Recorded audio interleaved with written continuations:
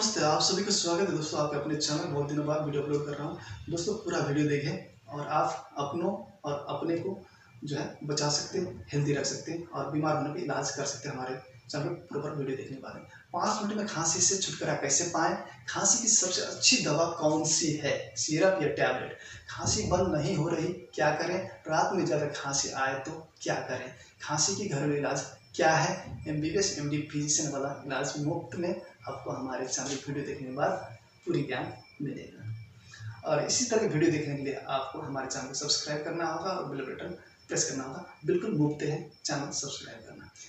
कफ खांसी, खांसी श्वसन तंत्र का एक प्रमुख लक्षण है। खांसी श्वसन प्रणाली से अवांछित पदार्थों को बाहर निकालने के लिए शरीर की रक्षा तंत्र का एक कार्य है। मानव शरीर में भड़काव, यांत्रिक, रासायनिक और थर्मल कारण और तत्व मस्तिष्क के कफ रिसेप्टर्स को उत्तेजित करते हैं और खांसी होता है हमारे सांस के रास्ते में। दोस्तों, अगर आप फार्मासिस्ट हैं तो प्रॉपर अगर डिसिप्लिन तरीके से इलाज करना चाहते हैं, मरीज को ठीक करना चाहते हैं तो आपको ये वीडियो यूजफुल है। MBBS है तो आपके लिए यूजफुल नहीं है। अगर आप BSc नर्सिंग हैं, नर्सिंग स्टाफ हैं और सिर्फ प्रैक्टिस करना चाहते हैं तो आपके लिए वीडियो बहुत ही यूजफुल है। कज कारण क्या है खांसी होने का? इन्फ्लामेटरी कॉज में जो है पहला जो है बैक्टीरियल और वायरल दोनों हैं। लैरिंजाइटिस, फेरेंजाइटिस, ट्रैकेटिस और ब्रोंकाइटिस, निमोनिया, लंग्स एब्सेस में खांसी होते हैं। मैकेनिकल कज में क्या है?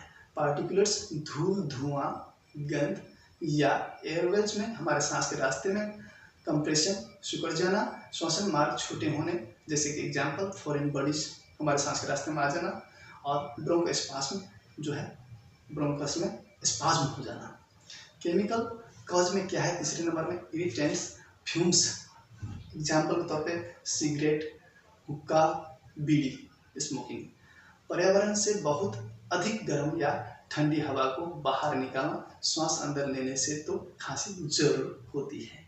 तो दोस्तों, ये जो है एनवायरमेंटल फैक्टर है जिसके वजह से हमें खांसी होती है हमारे सांस के रास्ते में।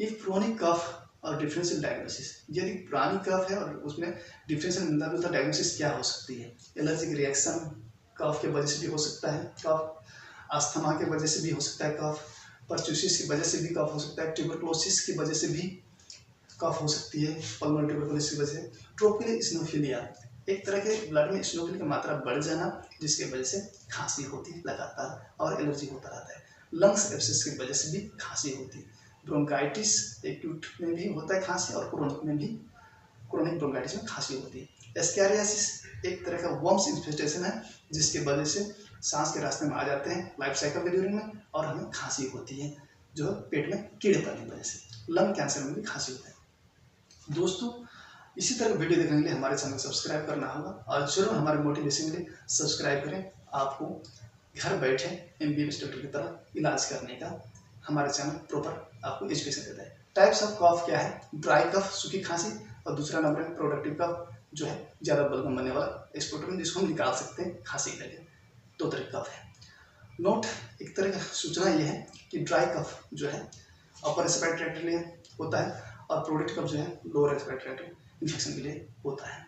Clinical feature, sign and symptoms, लक्षण क्या होते हैं? आस्क हिस्ट्री टेकिंग, आप कैसे मरीजों से बात करेंगे, कैसे पता करेंगे खांसी किस तरह की, खांसी कब से है, ड्यूरेशन ऑफ कफ कितने दिनों का है, खांसी किस वक्त ज़्यादा आता है, खांसी किस चीज़ के संपर्क में आने से बढ़ता है, धूल, धुआं, ठंडा, बुखार आ रहा है तो कब से आ रहा है, खांसी बलगम वाली आती है या किस कलर की आ रही है खांसी, बलगम में खून मिक्स है कि नहीं, सिगरेट बीड़ी पीने की आदत है कि नहीं और कितने समय से है। अब जो है आप अन एग्जामिनेशन में क्या देख सकते हैं, एक डॉक्टर क्या देखता है मरीज में? रेस्पिरेटरी रेट देखते हैं, सांस लेने का, जो सांस लेते हैं और छोड़ते हैं उसको कहते हैं एक, और ये 1 मिनट में होता है हमारा रेगुलर बेसिस में 15 से 25 के बीच में। इससे ऊपर जा रहा है तो इन्फेक्शन है। चेस्ट का शेप पिजन शेप तो नहीं है, कबूतर का जो चेस्ट साइज होता है वो शेप तो नहीं है। साइनोसिस जो है ऑक्सीजन की कमी तो नहीं है, हमारे उंगली पेरिफेरल में नीली पड़ जाना, होठ नीली पड़ जाना है ना, ब्लैक हो जाना, इस तरह का ऑक्सीजन कमी शो करता है। पोजीशन ऑफ ट्रेकिया, ट्रेकिया का पोजीशन देखने के लिए आपको एक्सरे करना पड़ेगा तब पता चलेगी। क्लबिंग जो है हाथ में जो नाखून है उसमें गड्ढे पड़ जाना, क्लबिंग कहते हैं, किसी डिजीज़ का एक सिम्टम्स है ये। और इन्वेस्टिगेशन में आप क्या करा सकते हैं? पहली बात तो एक्सरे आपको कराना है, AP और PA दोनों कंडीशन आप देख सकते हैं। CBC ब्लड टेस्ट है और CRP एक्यूट इन्फेक्शन देखने के लिए करते हैं, और ESR जो क्रोनिक इन्फेक्शन देखने के लिए टेस्ट करते हैं। स्पूटम CS जो है कल्चर एंड सेंसिटिविटी और रूटीन टेस्ट करा सकते हैं, ग्राम स्टेन करा सकते हैं, AB स्पेशल देख सकते हैं स्पूटम में, बलगम में। थ्रोट स्वाब लेके आप कल्चर करा सकते हैं, उसमें आपको ग्राम स्टेन वगैरह करा सकते हैं, कल्चर करा सकते हैं। अब ट्रीटमेंट में, होम ट्रीटमेंट में क्या है? धूल धुआं से पहली चीज़ तो बचे, प्रदूषण से बचे, मास्क लगा सकते हैं आप। काढ़ा या गर्म पानी में अदरक और तुलसी के पत्ते उबाल कर जो है शहद के साथ में पी सकते हैं। घरेलू इलाज में आप गरारे कर सकते हैं, स्टीम ले सकते हैं गर्म पानी के भाप, उसमें कोई दवा मिलाने की जरूरत नहीं है, कार्बोल प्लस मिलाने की जरूरत नहीं है, क्योंकि उससे रिबाउंड प्रोसेस होता है। स्टॉप स्मोकिंग जो है, सिगरेट पीना छोड़ें, मद्यपान करना छोड़ें। मेडिकल ट्रीटमेंट में जो है OPD में आप क्या करते हैं, MBBS डॉक्टर आप हमारे वीडियो देखकर प्रॉपर MBBS की तरह MD का आप इलाज कर सकते हैं। आप जो है एंटी एलर्जिक में मोंटीकोप ले सकते हैं, और उससे अच्छे लगेंगे तो आप फेनेरामाइड ले सकते हैं, और उससे अच्छे लगेंगे क्लोरोफेनेरामाइड ले सकते हैं। आप जो है और अच्छे में जाना चाहते हैं तो सिट्राजिन 5 से 10 mg सुबह शाम ले सकते हैं। लेवोसिट्राजिन ले सकते हैं 5 mg आप सुबह शाम। एलेग्रा ले सकते हैं, उससे अच्छे ना 60 mg, 120 mg, 180 mg में। सिरप आते हैं कोडिस्टार DX, तो 5 से 10 ml सुबह दोपहर शाम ले सकते हैं। और अच्छे कफ सिरप में जाना चाहते हैं, इलेक्स ले सकते हैं, सिनारस ले सकते हैं, कोरेक्स ले सकते हैं, चेरी कफ ले सकते हैं, एफिड्रेक्स ले सकते हैं, ये सूखी खांसी के लिए। प्रोस्पान आयुर्वेदिक में ले सकते हैं, मार्ट्सकोनिलिटस आप ले सकते हैं, एविल एक्सपेक्टोरेंट ले सकते हैं आप। ये तो सूखी खांसी के लिए किसी एक कफ सिरप आप यूज कर सकते हैं और टैबलेट यूज कर सकते हैं। अब आते हैं प्रोडक्टिव कफ के लिए, जो ज़्यादा बलगम बनता है। अब जो है अगर अस्थमेटिक है तो सिर्फ वेंट्रोलिन और आस्थालिन ज़्यादा इफेक्टिव है, एम्बोडिल प्लस भी इफेक्टिव है। और जो लोग क्रोनिक स्मोकर है, हुक्का पीते हैं, सिगरेट बीड़ी पीते हैं, उसके लिए जो है ग्रिलिंटस BM बड़ा कारगर है। टैबलेट डेरिफाइलिन आप यूज़ कर सकते हैं, टैबलेट डोक्सोफाइलिन भी यूज़ कर सकते हैं आप। इस तरह से जो है सुबह शाम के डोज में साल्बुटामोल अलग से यूज़ कर सकते हैं, किसी एक ब्रोंकोडायलेटर यूज़ करना है खांसी आने में। अब आते हैं एंटीबायोटिक कब लेना चाहिए। एंटीबायोटिक जो है आप वायरल का ट्रीटमेंट करिए, सपोर्टिव ट्रीटमेंट आप क्रोसिना वगैरह दे सकते हैं इन्फ्लामेशन कम करने के लिए। अब जो आते हैं एंटीबायोटिक, अगमेंटी 625 mg आपको बड़ा यूजफुल है लो रेस्पिरेटरी इन्फेक्शन में और अपर रेस्पिरेटरी ट्रैक्ट इन्फेक्शन में। 625 mg सुबह शाम, सुबह दोपहर शाम भी दे सकते हैं आप। या टैबलेट एजिथ्रोमाइसिन 250 से 500 mg आप दे सकते हैं। लेवोफ्लॉक्स आप 500 750 mg दे सकते हैं।